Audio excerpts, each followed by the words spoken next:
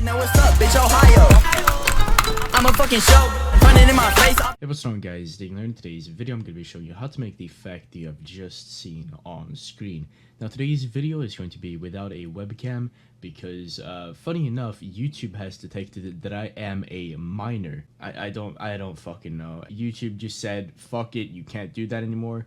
And basically, they're removing my comments. Like, you can't comment on videos that has me and my bed in the same fucking frame, which is ridiculous. But yeah, here we are. So basically, I'm gonna be showing you how to make, well, basically the effect you've just seen. Now, first, let me say that the sort of the echo effect was covered in another video of mine, which will be linked in the description. It is made with a VST plugin called Ambience, and in the video in the description I show how to actually download and install that. So if you're just here for that, just go ahead and click through onto that video. Now obviously I will not be giving the exact preset for the echo, but there are a couple good ones that I've linked in that video. So just go ahead and grab them, they'll work fine, and just go and play around with the settings and you'll find this eventually. But yeah, I'm gonna be showing you how to make pretty much exactly that. So let me just go ahead and drag in the clip here. It's going to be right here. So firstly, what we're gonna want to do, I'm just gonna go ahead and remove the audio here, honestly, because it's just gonna get annoying for me. So what we're gonna want to do is go roughly here, and we're gonna find the place in the clip where you want to sort of slow the video down, and that's gonna be like roughly here for me, right there. And then just gonna go ahead and drag this back so it keeps going like that, and right here we sort of want the character to start like fucking like having a good time, so it just has a good time until right here. Now if your clip isn't making any of these precise motions, it'll still work fine. I'm just doing this clip because I think it looks really good with this specific effect. So what you're going to want to go ahead and do now is just go ahead and add a Twixtor to this. Just go ahead and search for Twixtor Pro. Just copy these settings if you want to. You don't need to, but I think that these look pretty good. Just go on keyframe speed. Just do that, and then go. I'm going to give you guys sort of the time frame here. So this goes forward 7 frames, and then this bottom thing right here is about 24 frames. So you're gonna go forward about 7 frames and just set this to like 25, maybe 25 or 30. I'm gonna go ahead and set this like 25, I think, and it just keeps going like that. I'm gonna go ahead and set this like 30 maybe. We want to put this as high as possible without like making it look bad. So we're gonna do it like that, and then we're gonna go like here, probably add a keyframe, and then go to where the impact should be, which should be like right there. And then we just drag that up until the kill happened, which should be at around 450 for me. It'll be different for you. And I'm gonna go ahead and go like 2 to 3 frames forward and set this to 50. Now I'm just gonna go ahead and cut it at the end there. And now what we're gonna want to go ahead and do is just render this entire thing out. So just go ahead and select all of this, just file, render.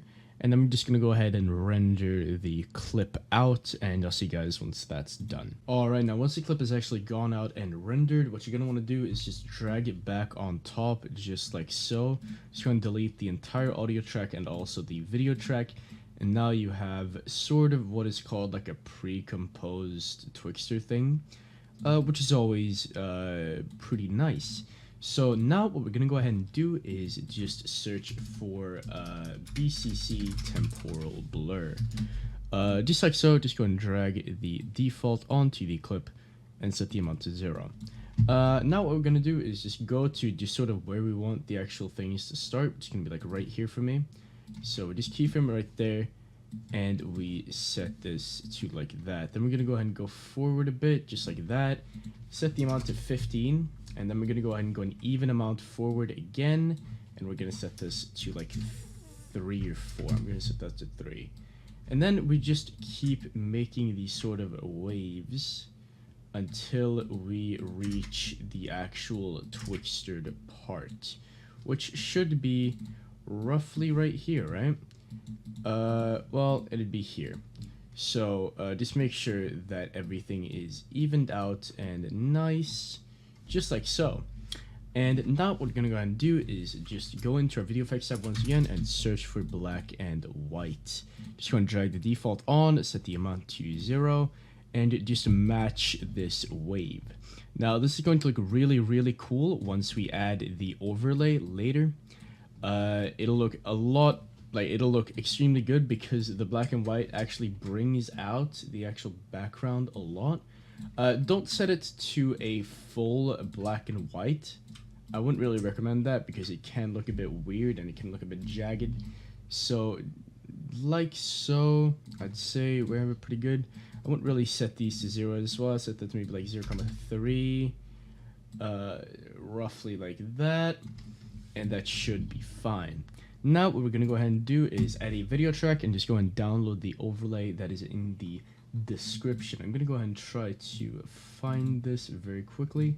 It'll be right here. It'll be called Purple and Sort of Green. So just drag that on, delete the audio track, and go to the 3 tabs right here, go to compositing mode and set this to add. Now go to the sort of marker here where the actual thing starts, drag it out just like that, just keep going down, and then go here. Now just going to fade this in and out a bit, drag that out, and now we're going to set the opacity much lower than it actually is. We're also going to want to make sure that the overlay matches up so that there is a lot of color when the actual black and white starts happening, if that makes any sense. So you want there to be a lot of color visible just like so. And now it just sort of slows down. And like that, it, sort of has an impact there. So the last thing we're going to add to this is lens blur. Just going to add BCC lens blur OBS to that. I'm going to go ahead and drag that on here. Just go and copy these settings. We're going to set the area scale of like 4. Just animate it.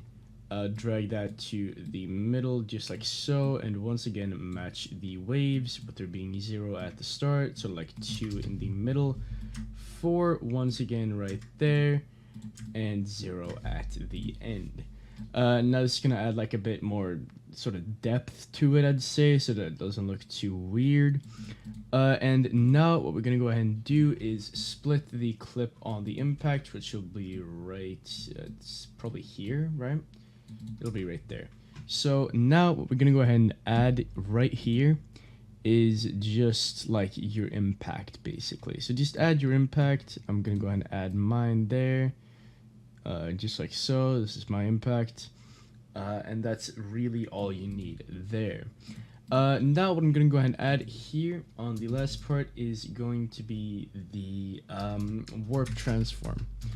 So as you can see right here, we just apply warp transfer here.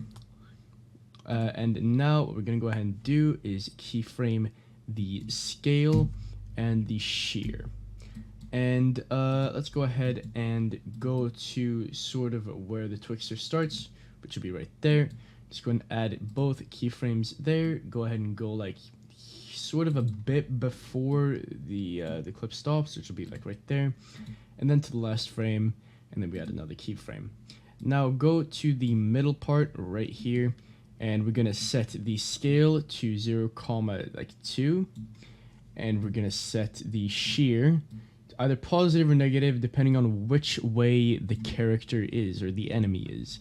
So as we can see, the actual the enemy is right there, and it goes to the left. Now I've obviously like fucked this up a bit, as you can see right there, which isn't great. So I'm gonna go ahead and delete both those keyframes, but it should be like pointing to the way of the enemy.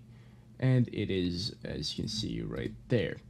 Now, this doesn't really look amazing. I'm going to go ahead and put that a bit negative, more like that. And we're going to go ahead and set all 4 of these specific keyframes to smooth. And after that, you really don't need to do much else. I'm going to go ahead and add some VHS to this as well. Just unit.vhs. Probably like God VHS right there. Just you can go ahead and copy these settings if you want. Just go down to the bottom. Search for blend with original, go to like the start of here, set that to 100, go to the first keyframe, set that there, go to the end, set that to 0, and set that to a fast fade. Alright, now the last thing you're going to want to do is just head up to your video effects tab and search for blur mode curves. Just go ahead and add that to the thing. Just go and keyframe the Z distance.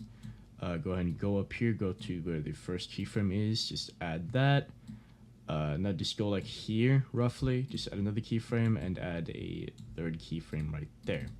Now set the Z distance like 0.8 and set both of the first ones to smooth. Now, as you can see, it looks pretty fucking good. So, yeah, pretty much that's really the end of the video. I am sorry, this is sort of a filler video. Yeah, there's not really much I can do about it. I didn't even have a video planned, and yeah, I couldn't even up the production value because fucking YouTube decided to be a dickhead. So, yeah, I'm sorry about that. But yeah, thank you guys so much for watching, and I'll see you guys hopefully tomorrow, and peace.